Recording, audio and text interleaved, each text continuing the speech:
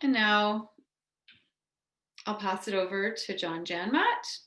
John Janmaat is an associate professor of economics at UBC Okanagan, and he'll be providing an introductory presentation looking at community engagement in agricultural land use decision making. And I'll invite you now to share your slides, John. Okay, thank you. And I got this to work in our practice. Let's see if I can get it to work again for real.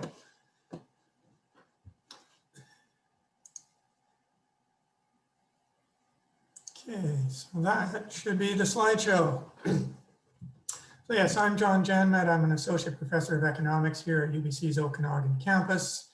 And the campus is located on the traditional and unceded territory of the Silt people. So I was asked to give, I guess, kind of an introduction to what Rob will be talking about, which is using participatory tools. And so what is our current state of community engagement with agricultural land use decision making? And this might be a way of representing it. So we have farmers who are busy trying to protect themselves from growing pressure from the urban sector, from people who are not farmers, to see changes in practice. Can we do it differently? Can we find some way to work together to achieve the goals that we have? So community engagement, people have been talking about this for some time. And one definition that I found in a CDC document from 1997 is a process of working collaboratively with and through groups of people who are affiliated by geographic proximity, by special interest, or by similar situations to address issues affecting the well-being of those people. So if we think about that in a really simple way, we've got a community and there's two groups, farmers and non-farmers. What are some things, and these are just examples, that farmers might be interested in? Well, income, and also uncertainty. And climate change is, of course, contributing to increasing uncertainty, both in the short term in terms of what the weather is going to be doing, and in the longer term in terms of what crops will be suitable, what pests will I have to deal with, etc. Autonomy, being able to make decisions independently as opposed to having someone dictate what you do. Security from the various threats. Some of those might be urbanites trespassing on your land who have no clue what they're doing and might be causing some damage. And privacy. One of the benefits of living in the country is privacy. You don't like having that invaded. What are some things that non-farmers in the urban area might care about? Well, they eat, so low-cost food. Food safety is an issue. The environment and climate change, of course, is compounding impacts we're having on the environment. Aesthetics. The rural landscape is beautiful and people may want that beauty protected. And nuisance issues. So noise, I live on an agricultural property that I've leased out. I've got one of those great big wonderful fans that starts up in the morning when there's a risk of frost. I don't particularly like the noise, but I understand that it has to be there. Other people complain a lot. Now, what are we actually doing? So we have an Agricultural Land Commission Act. It defines allowable uses and limits local government ability to regulate. So I'd say this is more on the wall side than on the cooperation side. Agricultural advisory committees. I'm the chair of Kelowna's Agricultural Advisory Committee. Every meeting I read out the terms of reference, and the terms of reference make it very clear that the Agricultural Advisory Committee is advising council on impacts on agriculture. It's not about engaging with the community. Now it's public, so the community can show up for meetings. So I say it's a little less of a wall than perhaps the Agricultural Land Commission Act. There's the Farm Practices Protection Act. So this protects farmers from nuisance complaints and from regulating bylaws. It puts limits on what local government can do. This one is definitely a wall. And we have the Environmental Farm Plan. Well, it provides confidential, non-enforceable advice to farmers about environmental issues. So I put it more on the wall side, actually, because it's confidential. You invite the Environmental Farm Plan person onto your farm, they give you some advice. You don't have to follow that advice. Nobody else gets to know what's going on your farm. So it still provides a lot of protection to the farmer. Can we do better? So current legislation, regulation largely protects farmers from community engagement. Setting limits on how local government can regulate agriculture limits the ability of the public to express dissatisfaction about farming activities in a way that actually impacts on the farmer. Moves policy regulating agriculture away from the local communities and up to the level of the provincial government. So environmental regulations that do impact on farmers are Victoria regulations. They're not things that are negotiated locally. Legislation and regulation in place create really no incentive for agriculture to be concerned about local concerns on the part of non-farmers. Now, many farmers do try to be good neighbors and good environmental stewards. They do that because they do care and because they are members of a community, but the incentives are not there to require this. Now, and as a last point, this is what's going on in the UK. So we know all about Brexit. Well, as part of Brexit, they're also going to revamp their agricultural support policies. And the plan is over the next decade and a half or so to completely shift the agricultural support that the UK provides at farmers away from supporting commodities and to supporting public goods and environmental stewardship. And those public goods include things like the landscape. So the aesthetics of the landscape here. So this is a type of thing that's happening in the UK. Big policy changes in the direction of finding ways to integrate those things that the community at large cares about. And can we do better here? And so that's where I'm going to end. And I think Rob's going to give us some ideas about tools we could use to maybe do a better job.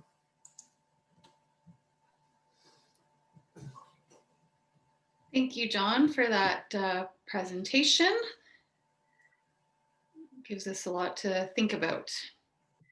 Before we hand it over to Robert to showcase and demonstrate some of the tools that he's been working on and using, I'm just going to launch another quick poll to see whereabouts everyone in this session is from.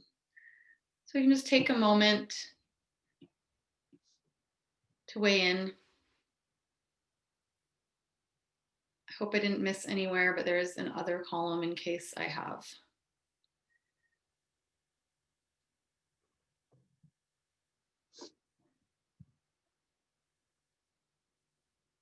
Okay, just a few more seconds here to vote. Looks like pretty much everyone weighed in. And there you go, you can see who's in the room.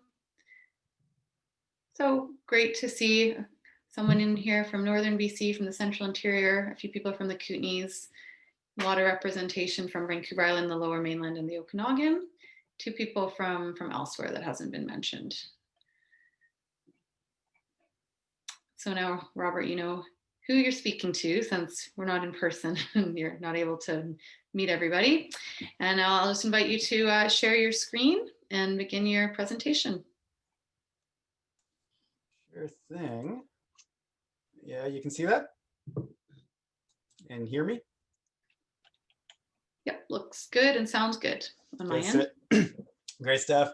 All right, well, thanks everyone for being here today. I'm Rob Newell. I'm the Associate Director of the Food and Agriculture Institute in the University of the Fraser Valley. So I'm speaking to you from the Fraser Valley. And so with that, I'd like to recognize the traditional territory of the Stalo Nation. What I'm going to be speaking about today is some research projects that one research project that is completed that I led, and another one that is currently going. What these projects are, they're not necessarily focused on food and farm systems. There are definitely elements of the food and farm systems and agricultural planning in them, but really what I've been doing, I've been working with tools for facilitating and supporting integrated and participatory planning. I'll speak to you a little bit about what I mean by that in a moment here. But ultimately, the idea is to talk about these tools, and particularly the big topic today, how to use realistic visualizations for these types of tools. And then the hope is, and we can have a discussion about how these things could be applied to food and farm systems planning and agricultural land use planning, if there is an application there. From the Food and Agriculture Institute, we've actually applied for some grants and funding to bring forward some of the ideas and things that we've worked with here into the food and farm systems realm. What we're going to do today, just give you a run through, is I'm going to present primarily on this project, Spaces, Places, and Possibilities. This is a project that used integrated modeling and realistic immersive visualizations that you can walk through and look at from the first person perspective. So that's going to set up a lot of the discussion, and a lot of the tools are going to be from that project. Then I'm going to do a demonstration of the tools, particularly this model explorer, something that allows you to explore the different elements of the integrated model and the visualizations. So those are things that you can look at from a first person perspective. One of them we're going to demonstrate, and another one, we actually have an online link for you to load up and play with yourself, to take a look with from your own computer.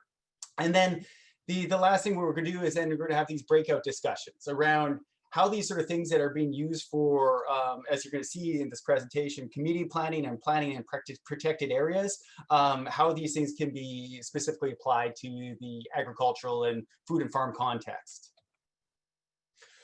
So, Spaces, Places, and Possibilities. The idea of this project was to create tools for integrated planning. And when I use the term integrated planning, what I mean is that this is my major research area. This is a form of planning where it allows people to think about how do we put in strategies, actions, and policies that don't just address a singular thing, and think about how these plans and policies relate to a whole variety of social and economic and environmental factors. So in this particular case, this systems model or systems map, if you will, that you see right here, it focuses on climate action, climate mitigation, adaptation. But we can think about ways of doing climate action in a way that also links in with other sustainability goals. For instance, green space intensification. These can be methods for creating community spaces, places for gathering, walkability. These are good things for community health. Now, from the integrated planning perspective, not everything is just rosy. It's not just all co-benefits. There are trade-offs, but the important part is just to understand those relationships, how doing a series of actions actually relate to a whole variety of different goals for the community or region or park, whatever place you're planning at. The other thing I want to mention, and this is where the participatory part comes in, myself and anyone else that's in this field of integrated planning will argue that you can't do integrated planning without participatory processes. The reason why is really captured quite well with this quote. The quote says, "Governance is more effective. It occurs where the problem is felt or where the opportunity actually appears, and in cooperation with those who are affected by it." So there's two things that you can take away from this quote. One is that in the case of integrated planning, you're looking at the relationships between a whole variety of social, economic, and environmental factors. So it really makes sense to involve those people, those voices, those perspectives, those people that actually have direct experience and knowledge of those different factors, which involves a participatory process. The other aspect of it is more principled. People do have a right to have a say in how the community develops, how places of values are managed, that sort of thing. So with that bit of context, we'll actually get into the nuts and bolts of how the Spaces, Places, and Possibilities project worked. It was a project that was done in Squamish, BC. A lot of you are probably familiar with Squamish. It's 50 kilometers north of Vancouver, about that, located in a valley with this beautiful mountain terrain around it. So it's that mountain terrain, those dramatic landscape views form a very, very important component of people's sense of place and the reason why they're in that community. They really love the viewshed, but also enjoy the recreational opportunities this mountainous terrain provides.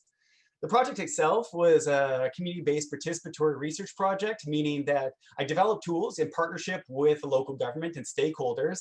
The thinking is because if I believe that integrated planning requires participatory processes, it also makes sense that the tools for supporting it should also be done in a participatory manner, in an inclusive manner, to bring in the community voices on how they develop. Then the project involved 3 phases. The first phase involved creating this community systems model. So this was a conceptual model of looking at if we were to do different strategies in the communities, how would they relate? How do they link with a variety of different social, environmental, and economic outcomes, things that, that the community is concerned about, whether we're improving or impacting these particular outcomes and factors. And then the other aspect of it was to create a series of community development scenarios. So what are different trajectories that the community can develop over the next 20 years or so? And then phase 2 involved actually mapping and modeling these things. So this was the quantitative part of it, where it took all these what if scenarios, scenarios with various different storylines. And as you'll see, like food and farm systems was actually incorporated into one of the storylines. So we'll talk about that in a moment. But mapping them out on Squamish, Squamish area using ArcGIS and doing a bunch of calculations with ArcGIS and our statistical software to get a bunch of output for various indicators for these outcomes, model outcomes. Then phase 3, what involved was creating communication tools, because the integrated model was great. The information that was produced was great, but the fact of the matter was like 350 lines of data.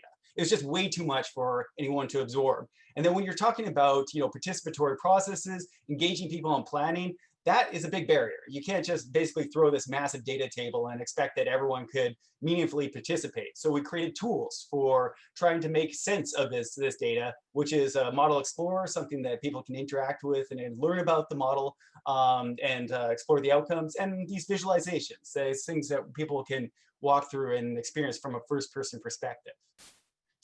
I'm just going to run through the methods fairly quickly here, but I just want to give you a sense of how these phases work. Phase 1 was around this designing the systems model and community scenarios, and it basically involved a series of focus groups, one with the local government. This was more just a scoping meeting. I met with the planning department to identify sort of rough ideas for community development scenarios. They had knowledge of what the what community plans were in place. So just kind of get a sense of what is realistic for Squamish and what sort of things are they already thinking about from that local government level. Also, what neighborhoods would be affected by these sort of scenarios? What neighborhoods need community plans? This was really useful for being able to identify certain areas for that mapping process that I talked about. And then focus group 2 involved a broader stakeholder group. So we took some of these really rough ideas and said, asked them, do these represent possible futures for the Squamish? But what other scenarios do you want to look at? What other futures are out there? What's a desirable future? And then ask them, what are the key questions that emerge when you're exploring a particular scenario or future? And what are the major challenges faced by Squamish? The key thing I want to point out about these questions here is I'm not asking them to define a whole scenario list, right? Or to say what are the key elements of a systems model. That just doesn't necessarily make sense to a lot of people when we're chatting about it. So instead, the idea is kind of trying to come up with language that actually is relatable. And what is the future for Squamish? What are those key challenges? And those things inform the development of the community scenarios and community systems model. Used a qualitative analysis software in Vivo to code this stuff, and from there created up a series of community development scenarios that all had different storylines. So the idea, these sort of narratives of how the community could develop. And just briefly stated, there's this, they follow a density pattern, but the stories are a bit richer. So the low density storyline was about keeping with this low density residential form, but expanding outside of Squamish growth management boundaries. Medium density was about sort of a mixed townhouse, semi-detached form, redeveloping a lot of neighborhoods so that it can densify, but only at this medium density level. This also included enhancing agricultural lands and creating a bit of an agricultural district. So I'll show you the maps around that in a moment here. And then this high density scenario that involved creating neighborhoods that had these commercial nodes in there. So there were their own sort of walkable, complete neighborhoods. And then a community systems model, which just showed the different strategies, these brown nodes and outcomes, the relationships. And then these other nodes I'm going to talk about on the next slide here. So once we got this in place, we basically had the framework for being able to do an integrated modeling exercise. And the important things about it, like I say, I was going to talk about those other nodes that were in that systems model. The important thing to kind of think about in terms of this model is that it had these two major items that I refer to as a model driver and model constraint. Now, Squamish's population is growing rapidly. It's somewhere over 20,000 right now, but they project that it could be 34,000 by 2036, which is huge. I mean, that's a lot of population growth. And the big concern, as we talked about, is that with all that population growth, where are people going to live, work, and play?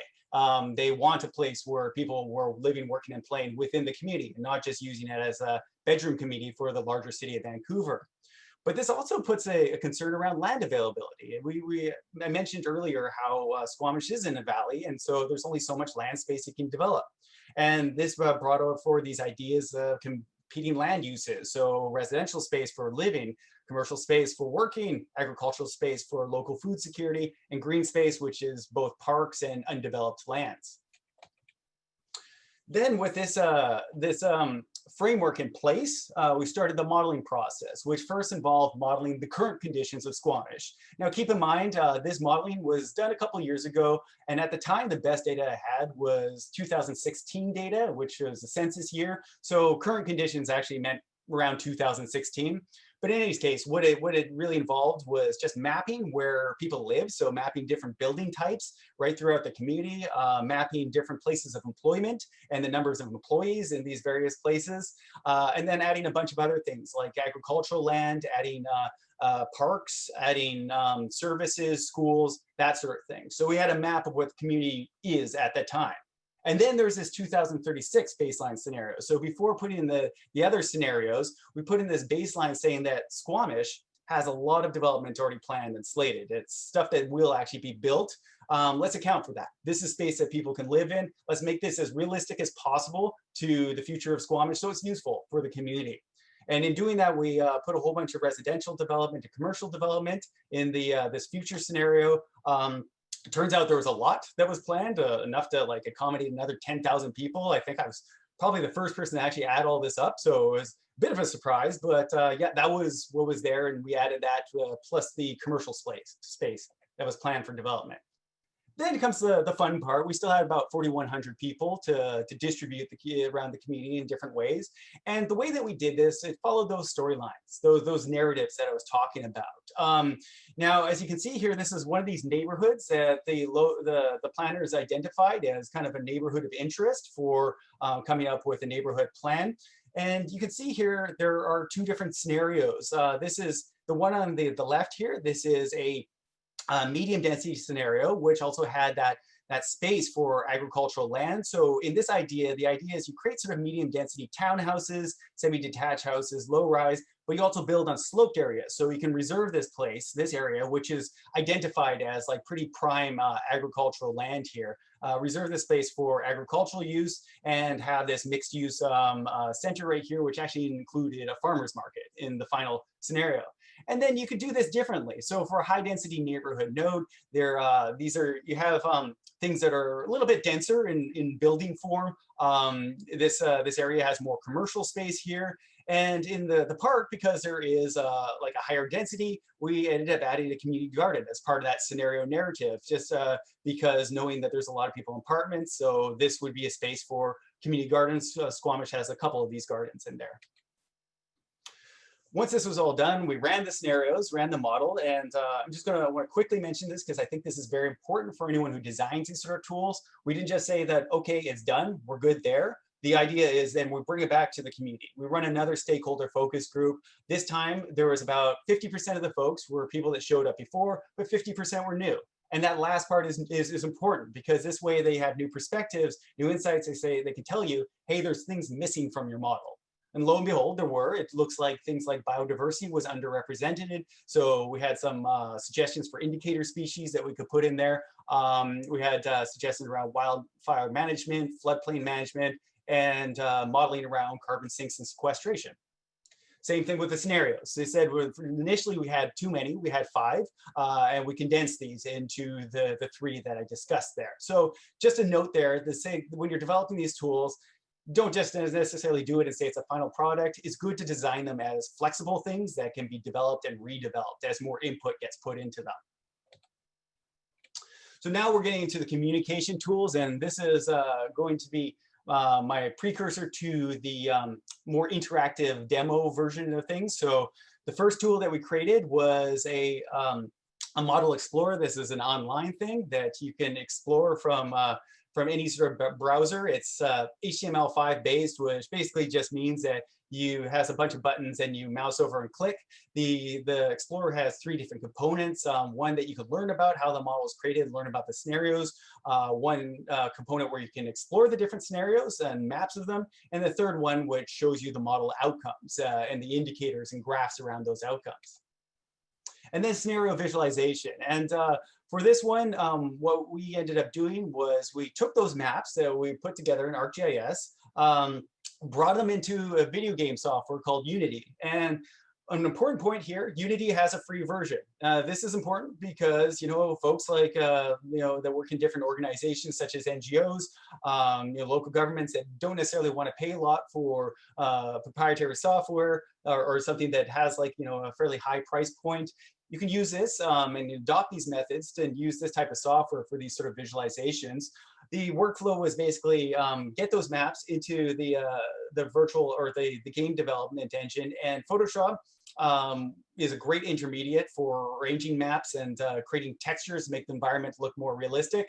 ArcGIS and Photoshop are paid programs, but they both have free analogs too. They have QGIS is a great program that's like ArcGIS, and Photoshop has GIMP, which is a great free program. So once again, we actually like to make mention of that so that this is a process and technique that a lot of folks can use without having to worry about the price. And this is sort of what it looks like. I mean, the process is a bit more complicated than just this, but just to give you a sense of the workflow, we take these maps, we bring them into the virtual environment, and this guides where we put different objects and items on there. The static objects are very easy to put. Sometimes we have like dynamic objects like people walking through and cars. Those we have to do with like traffic counts and that sort of thing. But more or less, this is kind of the process that we can put in there, and then you could plot a person on the ground and they can see this from that first person perspective, and it allows community members to say like, I like this scenario, I don't like this scenario. It's I like it because of these reasons, I dislike it because of those reasons. So good for engagement in that sense. It also allows people to compare them, like really just from the same perspective. So what you're looking at here is one of the neighborhoods that we looked at. This is the top one is a low density residential scenario, and the top one is high density. So people can just toggle these scenarios on and off and just basically explore it, say like from this view, this is what it'd be like. And now I'm just going to quickly shift gears because those are sort of, as you can sort of see that that visualization was really very much an on-the-ground, first-person perspective, immersive experience, something that makes you feel like you're in there, this is what the future may look like if you're walking around in the neighborhood, and very much an emphasis on the may. We obviously don't have the crystal ball, but this is just kind of that experience of what it might feel like if this neighborhood develops that way, if this particular food asset develops that way, et cetera, et cetera. But you can actually use the software to make sort of landscape view visualizations. And this is another project that we're currently working on that involves climate adaptation, visualizations for climate adaptation planning in BC parks. In this particular case, we've made a model of Mitlenatch Island, and I'm going to share this visualization with you. You're going to be able to play with it online. We actually have an embedded version online. It's a small island, but still you'll notice that you're not actually going to be experiencing this from the first-person perspective. It does give you a sense of what it's like to look at it from that landscape view. Mitlenatch Island is about 15 to 20 kilometers off the coast of, or east of Campbell River, and it's a BC park. So this is something that's done more in the protected areas, not like a place that's not highly developed. Like I say, this is for climate change adaptation. So one of the things that we're exploring in here is just looking at sea level rise and how this affects vegetation in lowland areas. These visualizations are fantastic for visualizing sea level rise. But the other item that I want to put in here is, because we're not actually doing that first person perspective of like trying to make you feel like you're in a real world place, there are some things that you can do differently. And this is something that I just want you to think about when we start thinking about possible regional applications of these tools. You could do overlays of data, and you can do a mix of realistic and abstract information that you're sharing with people. So that's just kind of an element of how these things can work. You're using video game software, so really honestly, the sky's the limit. But for more of a conceptual sense, because you're not actually getting that experience of being on the ground, it doesn't. I think it's probably not as jarring, or like, you know, doesn't break the illusion of being immersed in that environment. So we're going to go into the demo part of things, but while we're doing that, I just want you to think about a couple things while I'm showing you these tools. First, I just want you to think about applications to agricultural planning and food and farm systems planning from that community level. And one of the visualizations I'm going to show you is definitely the spaces, places, possibilities, very much directed towards community planning. As you can see, there are these food and farm systems elements that we have in here. This is that neighborhood I showed you, and in that park, in one of the scenarios, it shows that you have just a playground. In another scenario, we rearrange it so there's a playground, and that's where that community garden was that I talked about. So just some early thoughts around that, but I'd love to hear your thoughts on whether it does have a better application in that sense. And then the regional planning level, as we're looking through for that sort of more landscape view visualization, come up with some ideas about how you can, you know, take some of these are very spatial things, very space and place-based tools. So you kind of think about things where, you know, things that are around spatial agricultural planning, land use planning, data that might involve that you can map. So in this particular case, this is one of our maps from the Food and Agriculture Institute of forage and fodder land in the agricultural land reserve in the Fraser Valley and Metro Vancouver area. So, I mean, how can this data, is there any sort of value of bringing this data into a visualization platform? Those are the kind of things that I'd be interested in discussing. So without further ado, what I'm going to do is now just kind of give you a sense of these tools. And I think it might be worthwhile to just share some of these links. There we go, there's the chat. So this is the first tool here. This is the Model Explorer, and this is something that anyone can access themselves. And I just put the link in the chat box. So feel free to open up that in a browser somewhere. And just to give you a sense of what this Model Explorer does, basically you open it up, there's this beginning button here. This was just a disclaimer. This is something that the Squamish local government was very clear they wanted to separate this from an actual planning process, and very fair enough, and just mention that this is a research project, but it does actually have actual planning use if people do want to use this sort of thing. So as you go in here, you see there's these three components about the model. This area right here kind of gives you all the major components that I just talked about and I presented on. So the different community scenarios, it shows the storylines for each of these, developing the community systems model, how this was, what are the different elements of it, mapping the different baseline and future baseline scenarios, and then mapping those different community development scenarios, those different storylines. And then over here, you can get into the map view. So in the map view here, just take a moment to load. In the map view here, as you can see, these are these neighborhoods of interest that I was talking about, the ones where we map some of this stuff. Let's go back to that neighborhood that I was talking about before. It shows where the medium density stuff is mapped here. High density stuff, so that's how the mapping was looked like there. And low density, there's no redevelopment in that area, because when you look in a different area of the community, This is where the low density, this involves residential expansion outside of the community. So you see the mapping there, and there is no expansion for the medium density, high density neighborhoods. So just to give you a sense, that is like the mapping there. You can also look at scenario maps for the entire community. So that's an option in there. And then there's a summary table that the community requested of just different, the amount of, well, the population of people that would live in different areas and some metrics around those different scenarios. And then finally, maybe one of the more interesting aspects of it, and this is really kind of the outcomes of things. This is the final section that allows you to explore the model that was done. So we ran the model, and as you scroll over these different elements, it gives you a sense of the relationships between these elements, like how we, what these relationships mean. You can click on any one of these elements, give you a description of it, and give you some metrics around it. And this is something too I want you to think about, perhaps in our discussions. What we found was really important was to link it to work that's already been done. And because it's just an online thing, we, in certain cases with certain metrics, it made sense to actually have direct links to things that they're already thinking about here. So this is links directly to their own performance indicators that the community of Squamish is looking at. So that's the Model Explorer. And then the visualization is this one right here. This one is it's a big creature, so there's only a desktop application of it. And in our breakout sessions, I believe the facilitators will be just running this so that you can screen share it and you can use it, have it in the background while you discuss different scenarios. So, or to discuss the different potential applications of these visualizations. As you can see here, I just plopped myself into the visualization tool, and you're walking through it like you would like in sort of in a video game. You can toggle on different scenarios. That's low density, which is not a no change scenario. It just means the residential form doesn't change. This is the medium density scenario.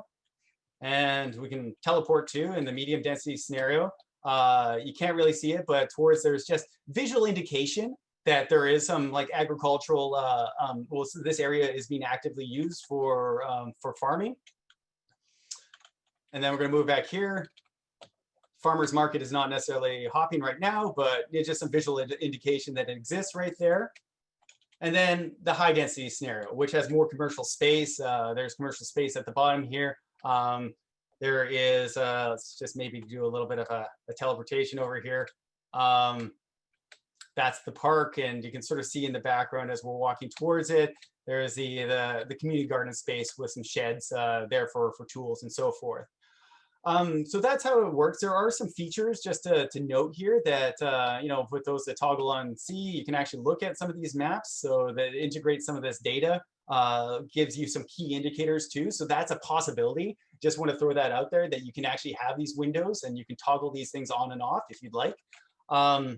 Also, another thing too, just something to think about, because I like these things to be ongoing participatory things that just keep developing with more feedback. In some cases, we just didn't have enough time to incorporate all the suggestions.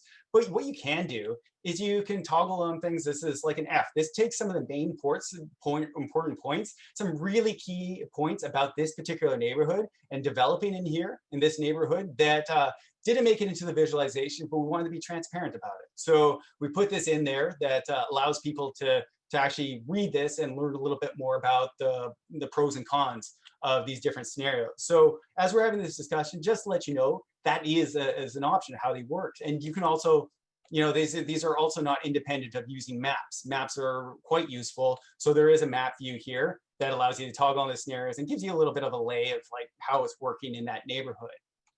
So that's that one. And then I'm going to go to the final one, and then we'll get into our discussion session. So this one is something that you can actually access online. We're quite excited that we made this work and that we can embed it online. I'm going to put this in the chat box. For those who actually want to access this, I suggest loading it up now because it does take a little while. So just be patient. I mean, there's a lot going on in this. I don't know if there's any sort of browser restrictions. I do find that Firefox has been working well. If it's not working in your browser, maybe just give Firefox a try if you do have it, or just try a different browser. So this is the Mitlenatch Island one. As you can see here, I've just clicked on the window to activate it to say that I'm going to be working with it and press enter. You can walk around. If you press any of the number keys at the top, this allows you to raise your view. So once again, this is less so of being immersed in a place. This is something that would be much better for a landscape view type thing. So perhaps something that could stimulate some thinking of how visualizations can be used in regional planning. I mentioned that that you have this ability to control tides. This is good for thinking about climate adaptation planning. Would be good for flood zones too, that sort of thing. It's very good for visualizing that. So that's low tide. This is high tide. This is 1 meter sea level rise right there. You also have the ability to look at right here. This is a surface that was added from a digital surface model. This is all LiDAR data, I should mention, that we collected from our partners at Terra Remote Sensing. So this is the digital surface model that gives you kind of the surface of vegetation. And as I mentioned, you can actually have some abstract elements in here. So clicking V just allows you to look at the heights of the different vegetation that's there. And then M gives you that map view that is quite important for, especially for people that are geographically minded. But from a landscape planning perspective, having those maps can be quite useful. Now, for anyone who's actually working with this thing, if you're curious about, okay, I just got out of the instructions here, and I just want to be able to get back into the instructions, just press I to click back onto the instructions. That's how you get back on there. And if you're ever concerned, then you can throw something in the chat box and just let me know, hey, I forgot how to get back into the instructions there. Good. So with that, I think that's all I really wanted to say. And I'm hoping that we're on time to start discussing these things. These are in our breakout discussions. I kind of want to get a sense of like what sort of insights do the Model Explorer visualizations provide? How do these insights differ between the two different tools? So this just kind of gives us a sense of like what these tools can do. And then how can these be applied to both community agricultural planning, so that local planning, and regional? I mean, how or if, like, is there an actual application here? This is quite interesting would be quite interesting for me to know and get your feedback on. And then are there potential challenges or shortcomings around using this for particularly in the agricultural context? Are things like, is this maybe problematic or wouldn't necessarily be that useful in this context? That would also be quite interesting for me to know. I hope that this is going to give you like a bit of an idea of what types of options are out there for creating visualizations. These are tools and techniques that I've been working with for a while. People have asked me, is this prohibitive in the amount of time that it's that puts in there? Honestly, I think the biggest issue was the biggest like time spent was trying to figure out the process for it. But now that I've documented that, I have found that I was able to, train some co-op students within, a limited period of time, within 3 months, and they did the bulk of the work in creating that Squamish visualization. So I do actually think this is accessible, and this is not just in the realm of the technical. So I hope this conversation will allow us to think of the possibilities of what we can do here.